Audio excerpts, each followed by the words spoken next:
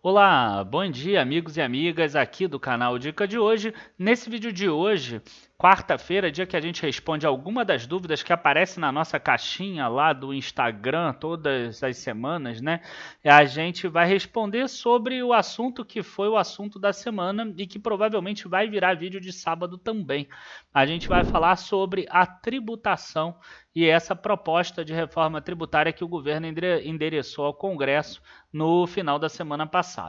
Bom, vamos falar sobre isso e logo depois da vinheta a gente vai ver que é importante a gente ver ela de forma mais ampla. E aí eu vou explicar tudo isso depois da vinheta. Então curta o vídeo, se inscreva no canal e a gente já começa.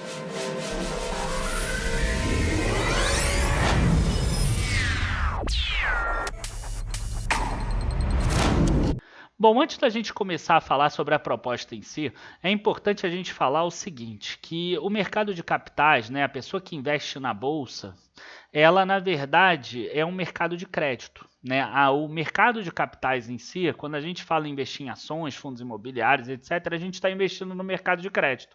Por que a empresa ela se sujeita a ter demonstrações financeiras auditadas? Por que ela gasta com isso? Por que ela coloca toda uma diretoria e todas as pessoas ali de relacionamento com investidores? Por que ela tem tanto gasto com relação a isso? Porque tem um retorno.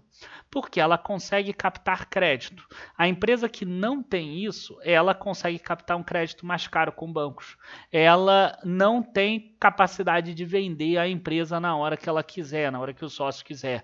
Ela não tem condição, por exemplo, de quando ela precisar levantar 500 milhões de reais, ela pega e emite novas ações e levanta 500 milhões de reais. Então, é um mercado que, se a gente olhar de forma ampla, ele é um mercado de crédito. Quer dizer, as empresas, ao invés de irem lá no banco, bater lá na porta deles e falar assim, me empresta 500 milhões, ela faz uma emissão, por exemplo, de ações. O acionista controlador da empresa, se quiser vender 10% da participação dele, ele não precisa ir ficar batendo de porta em porta e ver quem quer ser sócio dele. Ele pega e coloca no mercado e ele ainda vende de forma pulverizada, quer dizer, menos chance de alguém ter que entrar no conselho de administração ou coisas do gênero. Então, o mercado de capitais como um todo, ele é um mercado de crédito, é uma forma das empresas captarem recursos. Falando dessa forma, quando a gente fala numa proposta de reforma tributária, você vai ter mercados de crédito que vão se beneficiar e mercados que não vão se beneficiar, porque tudo existe uma contrapartida. Você aumenta a carga tributária de um lado e você reduz do outro. Então, o que eu quero ver nessa reforma tributária é quem ganhou e quem perdeu. Mas antes disso, eu quero lembrar para vocês que a gente está aí já no último dia do desconto da nossa mentoria de análise fundamentalista, uma mentoria que é para uma pessoa mais avançada, é um curso mais longo. Dia 5 de julho a gente já começa ali no Telegram a todo vapor, a gente até começou a postar alguma coisa, mas aí sim a todo vapor, fazendo todas as explicações para você aprender a entrar dentro, por exemplo, de uma nota explicativa, até como a gente vai mostrar hoje a da VEG, para mostrar aí como as empresas vão acabar perdendo dinheiro com essa nova reforma, por exemplo, principalmente empresas que dão dinheiro e que pagam dividendos, tá? Mas você vai conseguir aprender isso lá dentro da mentoria, claro, se você se esforçar, porque não é fácil você estudar muito uma empresa e entrar bem a fundo dela. Bom, gente, vamos começar aqui. Qual é a grande questão aqui, né? A gente tem lucros e dividendos vão passar a ser distribuídos, vão passar a ser tributados. Né? A alíquota de 20% na fonte. Eu já li aqui, né, toda a reforma, né, o projeto de lei inteiro, esse último já, de 24 de junho de 2021, e essa isenção aqui de 20 mil por mês para microempresas e empresas de pequeno porte é para realmente empresas pequenas que distribuírem dividendos. Então isso aqui não tem a ver com bolsa de valores. Tá? Na bolsa de valores, qualquer tipo de dividendos vai ser tributado e juro sobre capital próprio some também, não faz mais sentido. Inclusive, a empresa aqui, A própria Receita fala que hoje em dia não faz mais sentido ter juros sobre capital próprio, inclusive eu mesmo concordo com isso. Né? A possibilidade foi criada quando era difícil ter acesso a crédito, as empresas precisavam se autofinanciar com o recurso dos sócios. Isso foi feito lá em 1990 e pouco, era outra época, né? O Brasil tinha realmente dificuldade de crédito, que hoje já não tem mais motivo para isso. Então, quer dizer, a gente está aqui tributando o dividendo do acionista, em contrapartida, a gente está dando um benefício aqui para a empresa que eu vou ter que encontrar aqui, que é esse daqui. Na verdade, vai cair de 34% para 29% a alíquota nominal, tá? É importante a gente dizer que a alíquota nominal, porque a alíquota efetiva varia muito de empresa para empresa. Tem empresa que tem subvenção fiscal, tem outras que conseguem, que tem outras empresas dentro dela que aí já são lucro presumido, né? Você tem algumas situações dessa, então cai a alíquota nominal de 34% para 29%. Então vamos dar um exemplo aqui, tá? Que eu peguei da VEG aqui para a gente dar uma olhada. Então, olha só o que a gente tem na VEG, por exemplo, que é uma empresa que distribui em torno de 60%, 58% do lucro líquido dela. A gente tem aqui, ó, que nos últimos 2 anos, a VEG distribuiu 1,292 bilhão de reais, sendo 143 mais 149 milhões em juros sobre capital próprio. Isso deu aqui 300 milhões, mais ou menos, quase 300 milhões. No outro ano, ela distribuiu 892 milhões em 2019, sendo 187 mais 165, uns 330 milhões mais ou menos, talvez um pouco mais, uns 340 milhões em juros sobre capital próprio. Agora vamos na nota explicativa lá 27, lembrando que tudo isso você vai aprender lá na mentoria. Mas vamos lá.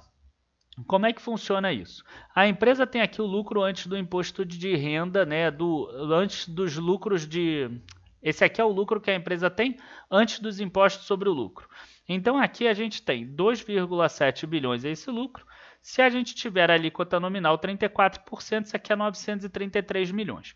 Esse 34% em 2023 ele cai para 29%. Então, vamos dar uma olhada aqui. Quanto seria 29%? 796 milhões, tá? Menos 933, a gente tem aí um benefício tributário de 137 milhões a menos na empresa.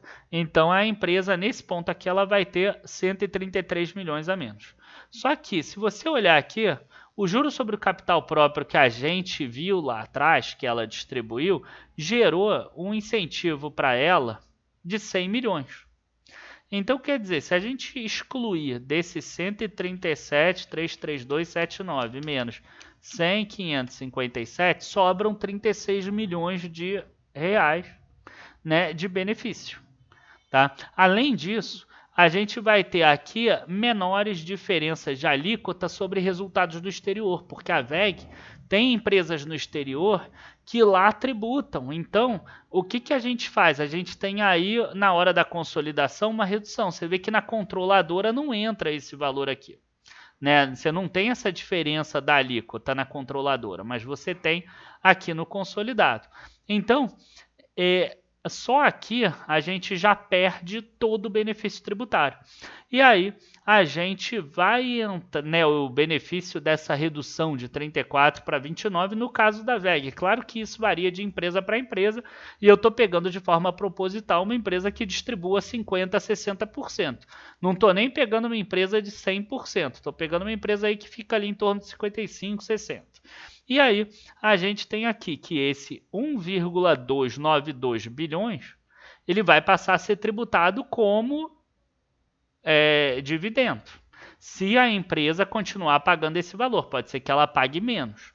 Tá? Mas se ela pagar esse valor, 1,292,173 vezes 0,20, dá 258. Como eu não sei, como eu não consigo estimar aquele lucro das empresas que vêm do exterior, eu vou abater desse 36 aqui, tá? Então, quer dizer, se a empresa pagar tudo, o acionista final ele recebe menos 221 milhões, nesse caso da VEG, por exemplo. Tá? No caso da Ambev, tem aí alguns estudos que mostram que vai passar de 1 bilhão, por exemplo, 1,5 bilhão. Tá? Então, Empresas que distribuem muito, a gente vai ver aí uma redução normalmente de payout.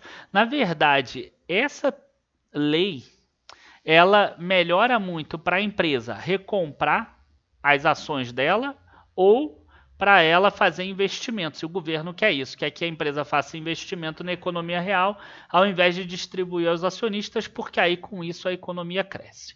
Agora, tem mais coisa nisso. Lembra quando no início eu falei que tinha que ver de forma ampla? O impacto para ações é ruim, como vocês podem ver. Na verdade, essa coisa de reduzir o imposto de renda e tudo, isso é só uma falácia para que mostre assim, estou baixando de um lado e estou aumentando de outro. Tá? Isso, na verdade, vai funcionar para aquela empresa que talvez pague 25% do lucro. Por quê? Porque vamos imaginar aqui, uma empresa que tem uma receita de R$100, tem um lucro antes de imposto de 20 e ela distribui só 20% do lucro, aquele imposto ali, né, se tira um imposto ali de 34% sobre o 20, vai dar 6,80.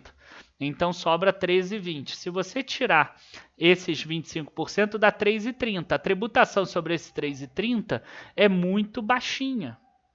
Né? Vai ser um pouco mais, vai ser tributação sobre 3,80, mas vai ser muito baixinha. Vai ser 0,95. Então naquele imposto compensa. Na hora que você aumenta muito o payout, aqui a gente vê que 50%, 60% já não funciona, a gente vai ver empresas distribuindo menos. Agora, quem é que vai ganhar com tudo isso? Né? Se a gente tiver realmente uma economia crescente, se a gente tiver realmente isso aqui que a gente vai ver, que é renda fixa, alíquota única de 15%, quer dizer, reduz imposto sobre a alíquota de imposto de renda. Você tem tributação de FI, mas você não tem tributação de LCI, de LCA, de CRI e de CRA. Né? LCI e LCA quem emite? Bancos e instituições financeiras. Certo? Quem emite renda fixa? Também, além de banco e instituição financeira, Tesouro Nacional. Então, de certa forma, essa proposta é uma forma do governo jogar as pessoas de volta para a renda fixa. Por quê? Porque quem emite renda fixa é o Tesouro. E o Tesouro precisa conseguir ter demanda. Ele precisa conseguir se capitalizar. Para o Tesouro não tá legal ele pagar Selic mais 0,30 no título do Tesouro Selic, porque não tem demanda por esse título, então ele tem que botar um ágio. Isso para o Tesouro não tá legal, porque o custo de captação do Tesouro está maior. Os bancos eles vão acabar se beneficiando também. Tá? E talvez empresas como a B3. Por quê? Porque essas ações, essas empresas da Bolsa, elas vão ter que fazer mais investimentos. A gente sabe que no longo prazo vai ter uma priorização dos investimentos. Porque se agora ela não tem mais interesse em distribuir, talvez aquele investimento que estava engavetado, que tinha taxa de retorno de 8, 8,5, contra um custo de capital de 7, talvez ele saia da gaveta. E isso aí vai reduzir as rentabilidades das ações. Então você precisa ficar aí um pouco ciente e entender que, na verdade, essa proposta de reforma tributária é só uma passagem do crédito do mercado de capitais de volta para o mercado da renda fixa. Tá? Isso é que precisa ficar claro para vocês. Tanto que o benefício está sendo estendido, né, o de tributação de 15%, por exemplo, na venda de ações, por exemplo, para day trade também. O fundo imobiliário hoje vai ser 15% sobre o rendimento e 15% sobre o ganho de capital. Então, quer dizer, antes fazia diferença você guardar o teu fundo imobiliário e receber sempre. Para não ter o alíquota. Hoje em dia, se você ganhar R$1 de rendimento ou R$1 de ganho de capital, porque a cota subiu de 100 para 101, é a mesma coisa. Você vai ser tributado em 15%. Então, quer dizer, tem umas mudanças aí de visão. Assim, para a gente terminar aqui, eu vou dar uma última informação que está aqui no projeto de lei e que muitas pessoas ficam com medo com relação a Itaúsa ou empresas que são holdings, né, Cosan ou outras do gênero, que é isso que está aqui no item 3.4 aqui, né? Então, no caso de beneficiária pessoa jurídica domiciliada no Brasil, né? Isso aqui para lucros distribuídos. Então, imagina, o Itaú distribui para a Itaúsa. Logo, ela é uma pessoa jurídica domiciliada no Brasil e que está sendo beneficiada pelo dividendo do Itaú. O imposto sobre os lucros ou dividendos distribuídos poderá ser compensado com o IRRF incidente sobre suas próprias distribuições, tá? Então, quer dizer, aquele medo do efeito cascata, ele não existe, ele já está previsto aqui para o caso de holdings. Então, a Itaúsa não paga duas vezes, igual algumas pessoas estão falando, tá? Essa era a última coisa que eu queria terminar aí para falar para vocês, tá? Abraço a todos. Espero vocês aí lá na mentoria de análise fundamentalista, porque vai ser muito, muito bacana. Quem puder e quem tiver realmente vontade, porque é um curso mais avançado e mais longo também. Já saíram até alguns analistas, inclusive alguns que trabalham aqui no Dica de Hoje, outros que trabalham aí no mercado desse mesmo curso, e nem é o objetivo do curso esse, tá? Mas só para vocês terem uma ideia de como ele é avançado. Abraço a todos, bons investimentos e até a próxima. Tchau, tchau, pessoal.